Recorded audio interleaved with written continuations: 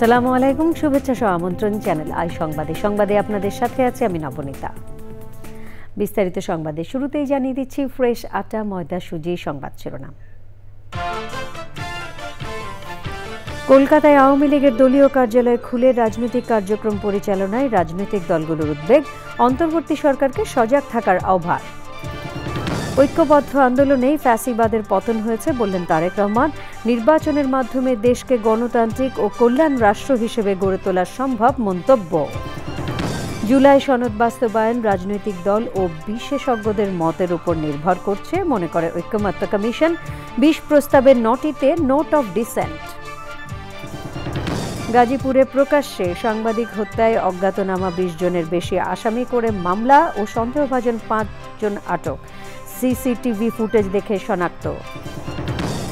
সবুজে সাজায় বাংলাদেশ স্লোগানে টাঙ্গাইলের ১২টি উপজেলায় প্রকৃতি ও জীবন ক্লাবের বৃক্ষরোপণ ও বিতরণ। উষ্ণ প্রকৃতি সবুজে ছেয়ে যাওয়ার প্রত্যাশা। এবং এএফসি অনূর্ধ্ব ২০ নারী এশিয়ান বাছাইয়ে পূর্ব তিমুরের বিপক্ষে বাংলাদেশের ৮-০ গোলের জয়, তৃষ্ণা রানীর হ্যাট্রিক। এছাড়াও নিটোল টাটা বিশেষ সংবাদে থাকছে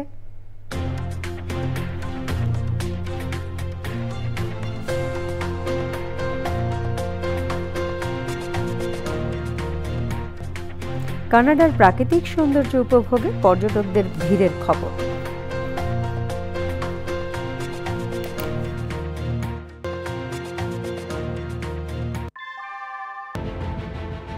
Primacy inbuilt. German technology, Bangladesh's first thermix rod, Salam Steel Thermax. সংবাদ শিরোনামগুলো জানাচ্ছিলাম। এখনকার সংবাদ আয়োজন একই সঙ্গে চ্যানেলের ইউটিউব চ্যানেল এবং চ্যানেলের ওটিটি প্ল্যাটফর্ম আই স্ক্রিনে লাইভ স্ট্রিমিং হচ্ছে। যাচ্ছি পুরো সংবাদে।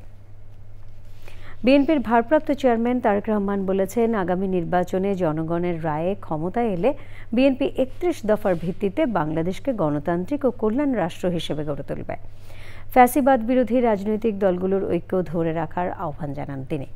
বিকেলে রাজধানীর গুলশানে বিএনপি চেয়ারপারসনের রাজনৈতিক কার্যালয়ে ১২ দলীয় জোট, সমমনা জোট, এলডিপি ও লেবার পার্টির নেতাদের সাথে মতবিনিময়ে তিনি এসব কথা বলেন।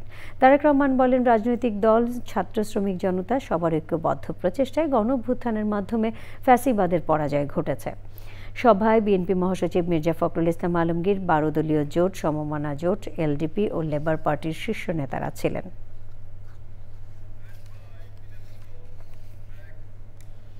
জাতীয় ঐক্যমত্য কমিশন বলেছে, জুলাই সনদ বাস্তবায়নের বিষয়টি রাজনৈতিক দল ও বিশেষজ্ঞদের মতামতের উপর নির্ভর করছে। কমিশনের সহসভাপতি ডক্টর আলী রিয়াজ জানিয়েছেন, যেসব বিষয়ে দলগুলো নোট অফ ডিসেন্ট দিয়েছে সেগুলো নিয়ে দ্বিতীয় দফায় আলোচনা হবে। জান্নাতুল বাকিয়া কেকা জানাচ্ছেন। রাষ্ট্রীয় কাঠামো সংস্কারের প্রশ্নে রাজনৈতিক দলগুলোর সাথে ২ দফা বৈঠক শেষে পাওয়া সুপারিশ এবং সেসব বাস্তবায়নে পরবর্তী করণীয় নিয়ে জাতীয় ঐক্যমত্য কমিশনের সংবাদ সম্মেলন।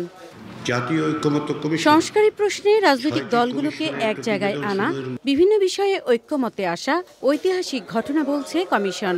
সংবাদ সম্মেলনে মূল আলোচ্য ছিল জুলাই সনদ বাস্তবায়ন, নির্বাচনের প্রস্তুতি এবং দ্রুত বাস্তবায়নযোগ্য সংস্কার প্রস্তাব বিষয়ে। কিছু সংস্কারের বিষয়ে যেন রাজনৈতিক দলগুলোর মধ্যে ঐক্যমত্য প্রতিষ্ঠিত হয়। আমরা সেই অর্থে জুলাইয়ের মধ্যে সেই কাজটা শেষ করতে চেয়েছিলাম। কমিশন বলছে, সুপারিশ বাস্তবায়নের প্রক্রিয়া নিয়ে মতামতের জন্য আগামী সপ্তাহে বিশেষজ্ঞদের সাথে বৈঠক হবে। এরপরই রাজনৈতিক দলগুলোর সাথে আবারও বৈঠকে বসবে কমিশন। সরকারের পক্ষ থেকে কিছু যে তালিকাটা দেওয়া হচ্ছে তাতে কিছু কিছু ব্যবস্থা নেওয়া হচ্ছে যেগুলো নির্বাচন সংশ্লিষ্টও বটে। আমরা এই বিষয়ে আশা রাখতে চাই যে এখনও যে সময়টা আছে তার মধ্যে কিছু কিছু কাঠামোগত পরিবর্তন, কিছু কিছু প্রক্রিয়া পদ্ধতিগত পরিবর্তনগুলোর ক্ষেত্রেও কমিশন অর্থাৎ নির্বাচন কমিশন পদক্ষেপ নেবে। দ্বিতীয় দফার আলোচনায় সাংবিধানিক ও মৌলিক ২০টি বিষয়ের মধ্যে ১৯টিতে নোট অফ ডিসেন্ট দিয়েছে বিভিন্ন দল। এটি ঐক্যমতে পৌঁছাতে প্রতিবন্ধকতা তৈরি করবে কিনা এমন প্রশ্ন সাংবাদিকদের। রাজনৈতিক দলগুলোর মতামতের উপর নির্ভর করবে, বিশেষজ্ঞদের মতামতের উপর নির্ভর করে বাস্তবায়নের পথটা কী হবে। সুপারিশের চূড়ান্ত খসড়া কয়েকদিনের মধ্যে দলগুলোর মতামতের জন্য পাঠাবে commission. Jannatul বাকিয়া Keka, channel I, Dhaka. July আন্দোলনের বছর পার না হতেই নারীদের অবদানের কথা ভুলে যাওয়া হচ্ছে বলে অভিযোগ করেছেন জুলাই কন্যারা। জুলাই আন্দোলনে অংশ নেওয়া নারীদের দেয়া সম্মাননা অনুষ্ঠানে এই অভিযোগ করেন তারা। বলেন, আন্দোলনে সক্রিয় অংশ নিলেও এখন আর নারীদের খুব বেশি দেখা যায় না। নারীদের হারিয়ে যেতে দেওয়া যাবে না বলে মন্তব্য করেন মৎস্য উপদেষ্টা ফরিদা আক্তার। আরও জানাচ্ছেন রফিকুল বাসার। জুলাই আন্দোলনে নারীদের অবদান স্মরণ করল জুলাই কন্যা ফাউন্ডেশন। এ সময়ের শহীদ, আহত এবং আন্দোলনে অংশ নেওয়া 100 নারীকে সম্মাননা দেওয়া হয়। স্মৃতিচারণ করেন নারীরা। 1 বছরের মধ্যেই আন্দোলনে অংশ নেওয়া নারীরা কেন হারিয়ে গেল প্রশ্ন রাখেন তারা। যে একটা র্যালি যেত, তার সবচেয়ে সামনের সম্মুখে মেয়েরা এবং তার পেছন থেকে ছেলেরা থাকতো, কিন্তু এখন আপনি যখন দেখবেন যে নতুন বাংলাদেশ পরবর্তী যে জায়গা, সেখানে আপনি মেয়েদেরকে খুব খুঁজে পাবেন না। যেই যোগ্যতার জায়গায় চলে যাওয়ার আগেই তাকে পিছিয়ে নিয়ে যাওয়া হচ্ছে। যারা নারী যারা আন্দোলনে নেমেছিল তারা অনেকে এখন ঘরে ফিরে গেছে বা তারা তাদের ক্রেডিটটা আসলে নিতে চায় না। তো জুলাই গণঅভ্যুত্থানে আমরা দেখেছি প্রত্যেকটা মেয়েরা এখানে সর্বাত্মকভাবে ছেলেদের সঙ্গে সহযোগিতা করেছে, কিন্তু এখন কোনো জাতীয় প্রোগ্রামে বা কোথাও আমরা দেখি না। আগামীর বাংলাদেশ নারী ছাড়া হবে না মন্তব্য করেন অনুষ্ঠানের প্রধান অতিথি মৎস্য ও প্রাণী সম্পদ উপদেষ্টা। 5ই আগস্টের পরে কেন হারিয়ে গেল? এই যে নারী যোদ্ধারা ছিল তারা আবার কেন হারিয়ে যাবে, এটা আমি কোনো মতেই মানতে পারি না এবং এটা হারাতে দেয়া যাবে না। অনেক সময় কিন্তু কারো অপেক্ষা করতে হয় না, অধিকার ছিনিয়ে নিতে হয়। জুলাই আন্দোলনে অংশ নেওয়া ছেলেদের পাশাপাশি মেয়েদের তালিকা করার দাবি জানানো হয়। হয়তো বুঝতে পারবো, কিন্তু রফিকুল বাসার, চ্যানেল আই, ঢাকা।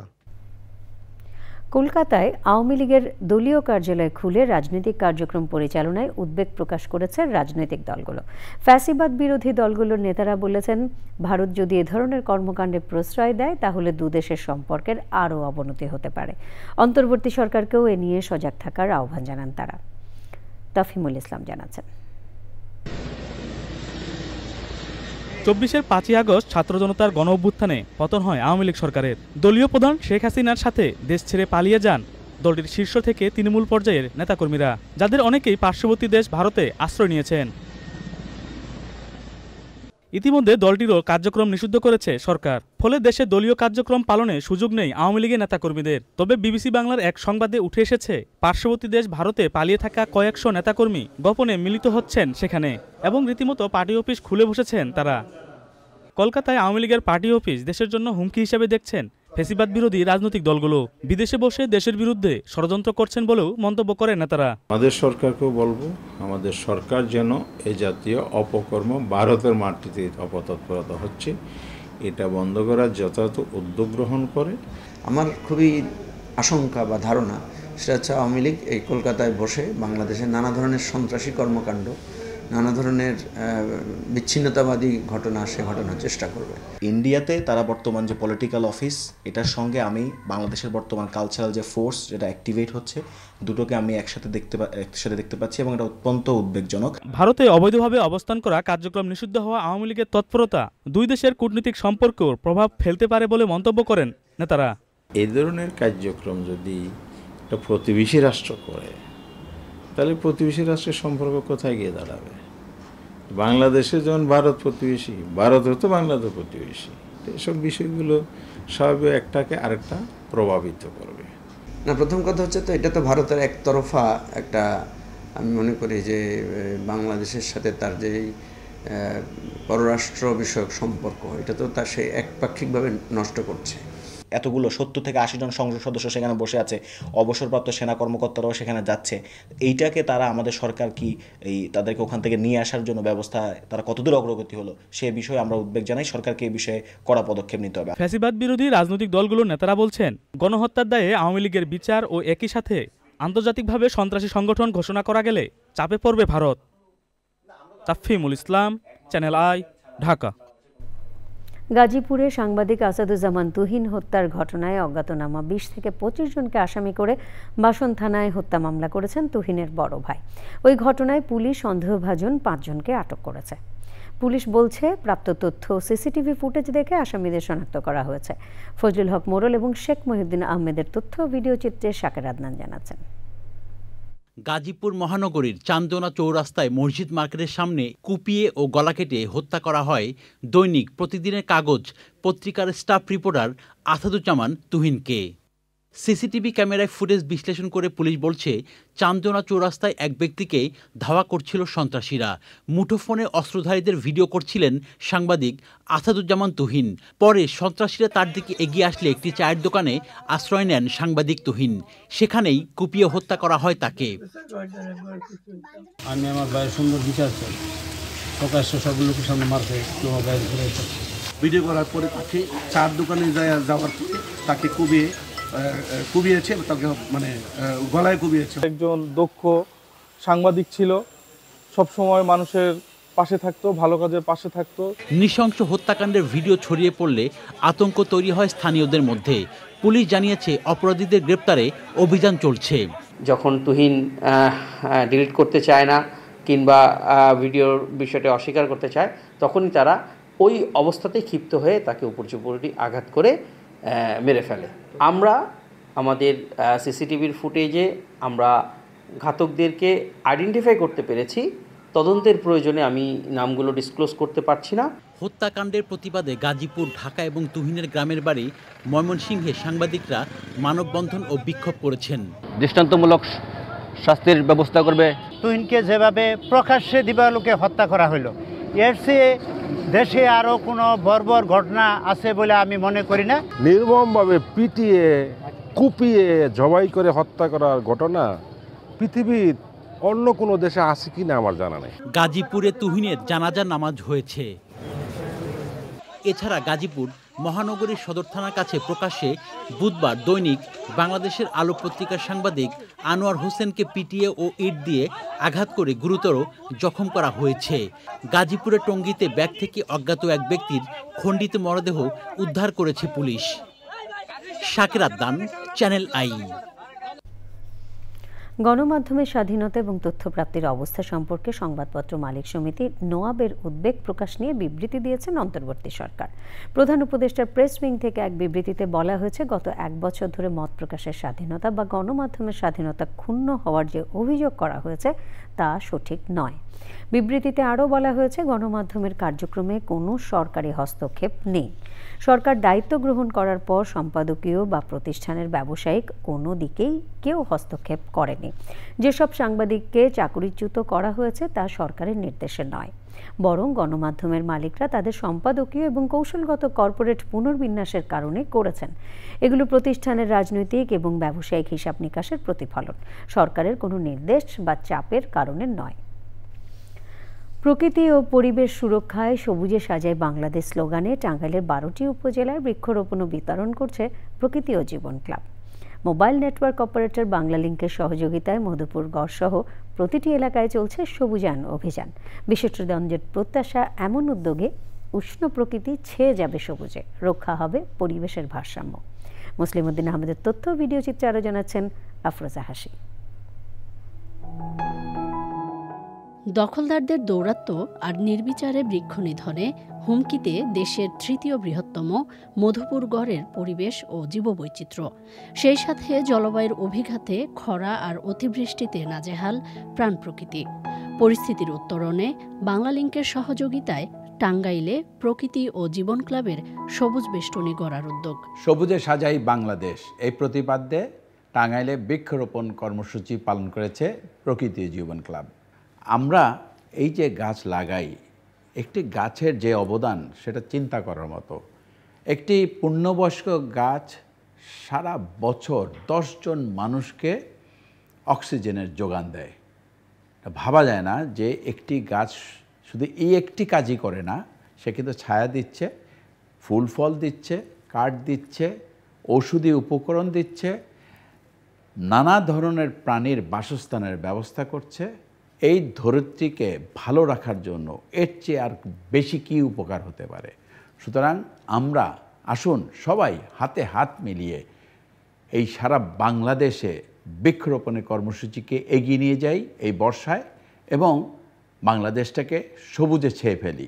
সবুজ উৎসবে মেতে ওঠে মাওলানা ভাসানী বিজ্ঞান ও প্রযুক্তি বিশ্ববিদ্যালয়, ইসলামী বিশ্ববিদ্যালয় হাই স্কুল ও বাসাইল পাইলট বালিকা উচ্চ বিদ্যালয়ের হাজারো শিক্ষার্থী। গাছের মাধ্যমে বন্য প্রাণীর অস্তিত্ব রক্ষা পায়। গাছ আমাদের জন্য খুবই উপকারী। আমাদের পারিবারিকভাবে, সামাজিকভাবে, অর্থনৈতিকভাবে, রাজনৈতিকভাবে হলেও গাছপালা রক্ষা করতে হবে। সবুজ বাংলাদেশ গড়ার যে প্রত্যয়, সেটি নিয়েই প্রকৃতি ও জীবন ক্লাব টাঙ্গাইল কাজ করছি। বাংলালিংক এর পাশে থাকতে পেরে বাংলালিংক গর্বিত এবং আনন্দিত, এবং সামনের দিনগুলোতে প্রকৃতি এবং জীবন ফাউন্ডেশনের সাথে চ্যানেল আইয়ের কোঅপারেশনে আরও আমরা এই প্রোগ্রামের সাথে আপনাদের পাশে থাকব। সবুজের অভিযান এবং জলবায়ু পরিবর্তনে এই বৃক্ষরোপণ আশা করি অনেক কাজে লাগবে।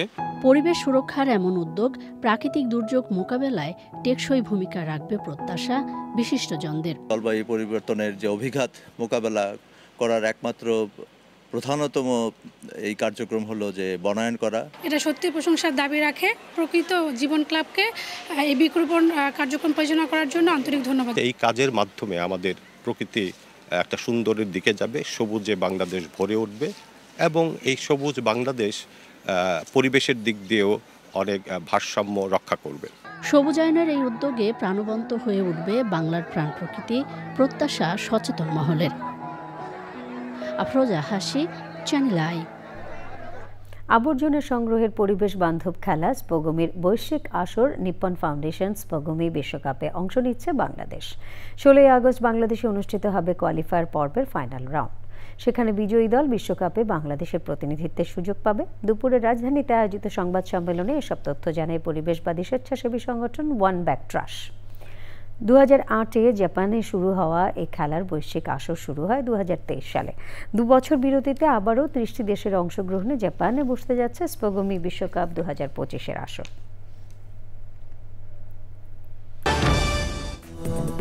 বিরতির পর আমন্ত্রণ আরও একবার। ফিলিস্তিনের গাজা পুরোপুরি দখলে নিতে ইসরায়েলি প্রধানমন্ত্রী বেনিয়ামিন নেতানিয়াহুর পরিকল্পনায় অনুমোদন দিয়েছে দেশটির মন্ত্রিসভা। সামাজিক যোগাযোগ মাধ্যম এক্সে এ তথ্য জানায় ইসরায়েল সিকিউরিটি মুভমেন্ট সংস্থা। গাজার 75% বর্তমানে ইসরায়েলের সেনাবাহিনী দখলে আছে বলে বৈঠকে জানিয়েছেন সেনাপ্রধান। তবে ইসরায়েলের পররাষ্ট্র মন্ত্রণালয়ের সাবেক মহাপরিচালক অ্যালান রিয়েল বলেছেন, গাজা শহর দখলের পরিকল্পনা ইসরায়েলকে আরও বিচ্ছিন্ন করে ফেলবে। নিটোল টাটা, বিশেষ সংবাদ।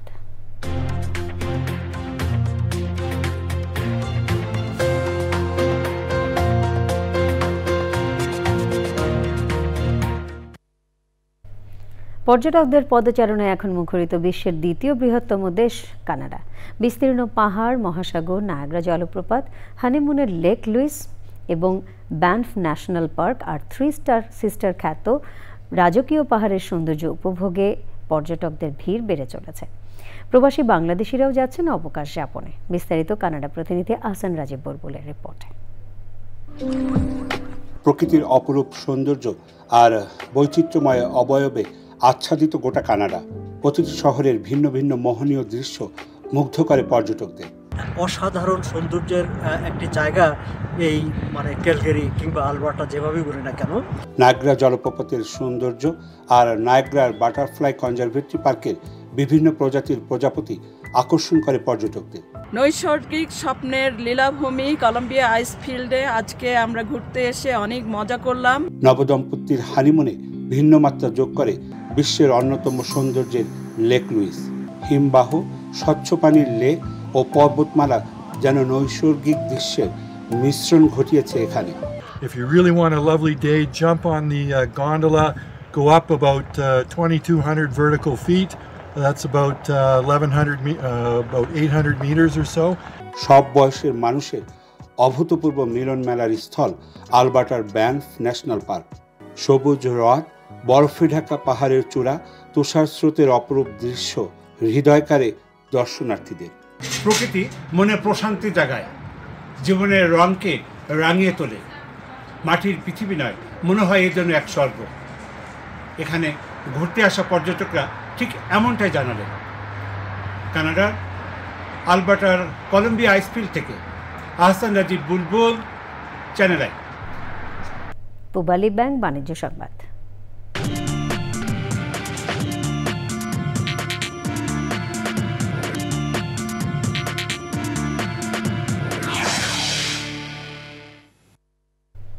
শুল্ক সংক্রান্ত বিরোধ মেটার আগে ভারতের সাথে কোনো ধরনের বাণিজ্য আলোচনা করবে না বলে মন্তব্য করেছেন মার্কিন প্রেসিডেন্ট ডোনাল্ড ট্রাম্প। হোয়াইট হাউসের ওভাল অফিস থেকে এ তথ্য নিশ্চিত করেছেন সংবাদ মাধ্যম এনডিটিভি। বুধবার এক নির্বাহী আদেশে জাতীয় নিরাপত্তা বৈদেশিক নীতির স্বার্থে ভারতীয় পণ্যের উপর অতিরিক্ত 25% শুল্ক বসানো হয়েছে। এর ফলে ভারতের উপর মোট শুল্ক দাঁড়িয়েছে 50%। প্রধানমন্ত্রী নরেন্দ্র মোদী যুক্তরাষ্ট্রের এই শুল্ক আরোপের প্রতিক্রিয়ায় বলেছেন, অর্থনৈতিক চাপের মুখে ভারত তার অবস্থান থেকে এক চুলও সরবে না। সংবাদে আবারও নিয়ে নিচ্ছি বিরতি, আর বিরতির পর খেলার খবরে থাকছে প্রাক মৌসুম ফুটবলে পর্তুগিজ ক্লাব রিওর বিপক্ষে সৌদি আল নাসেরের বড় জয়, ক্রিস্টিয়ানো রোনালদোর হ্যাটট্রিক। সব শেষে ফ্রেশ আটা, ময়দা, সুজি। সংবাদ শিরোনামগুলো জানিয়ে দিচ্ছে আরও একবার। কলকাতায় আওয়ামী লীগের দলীয় কার্যালয় খুলে রাজনৈতিক কার্যক্রম পরিচালনায় রাজনৈতিক দলগুলোর উদ্বেগ, অন্তর্বর্তী সরকারকে সজাগ থাকার আহ্বান। ঐক্যবদ্ধ আন্দোলনেই ফ্যাসিবাদের পতন হয়েছে বললেন তারেক রহমান। নির্বাচনের মাধ্যমে দেশকে গণতান্ত্রিক ও কল্যাণ রাষ্ট্র হিসেবে গড়ে তোলা সম্ভব মন্তব্য। জুলাই সনদ বাস্তবায়ন রাজনৈতিক দল ও বিশেষজ্ঞদের মতের উপর নির্ভর করছে মনে করে ঐক্যমত্য কমিশন। 20 প্রস্তাবের 9টিতে নোট অফ ডিসেন্ট। গাজীপুরে প্রকাশ্যে সাংবাদিক হত্যায় অজ্ঞাতনামা 20 জনের বেশি আসামি করে মামলা ও 5 সন্দেহভাজন আটক। সিসিটিভি ফুটেজ দেখে শনাক্ত। সবুজে সাজায় বাংলাদেশ স্লোগানে টাঙ্গাইলের 12টি উপজেলায় প্রকৃতি ও জীবন ক্লাবের বৃক্ষরোপণ ও বিতরণ। উষ্ণ প্রকৃতি সবুজে ছেয়ে যাওয়ার প্রত্যাশা। এবং এএফসি অনূর্ধ্ব 20 নারী এশিয়ান বাছাইয়ে পূর্ব তিমুরের বিপক্ষে বাংলাদেশের 8-0 গোলের জয়, তৃষ্ণা রানীর হ্যাটট্রিক। প্রিয় দর্শক, চ্যানেল আই সবশেষ সংবাদ জানতে ভিজিট করুন channelionline.com-এ। যুক্ত থাকুন আমাদের সোশ্যাল মিডিয়া প্ল্যাটফর্মগুলোর সাথে। পরবর্তী সকল সংবাদ দেখার আমন্ত্রণ রইল। ধন্যবাদ সবাইকে।